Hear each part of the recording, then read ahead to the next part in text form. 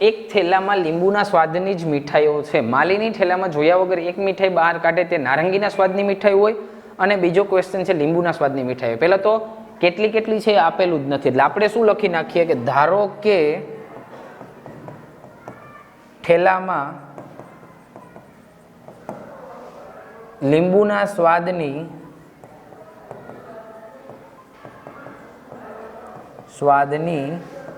n મીઠાઈ છે.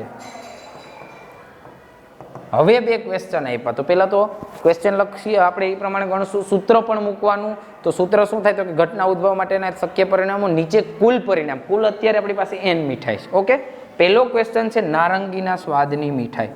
તો જોવા જાવ ને તો નારંગીના સ્વાદની મીઠાઈ છે જ નહીં. નારંગીના સ્વાદની કેટલી તો કે 0 છે જ નહીં. તો આને કેમ લખશો? P ઓફ E બરાબર ઉપર ઘટના ઉદ્ભવ માટેના શક્ય પરિણામ. આપણી ઘટના શું તો કે નારંગીના સ્વાદની મીઠાઈ પસંદ થાય તો એ કેટલી 0 છેદમાં n, એટલે આનો જવાબ 0. હવે એમાં ને એમાં બીજો પ્રશ્ન છે લીંબુના સ્વાદની. તો બધી લીંબુના જ સ્વાદની છે. તો લીંબુના સ્વાદની મીઠાઈ કેટલી તો કે n. સૂત્રમાં મૂકો P ઓફ F બરાબર તો કે ઘટના આપણી શું તો કે લીંબુના સ્વાદની ગુલ્ફી પસંદ થાવી. તો એ કેટલી છે તો કે n છેદમાં કુલ પરિણામ પણ n. n કેન્સલ એટલે જવાબ આવશે 1.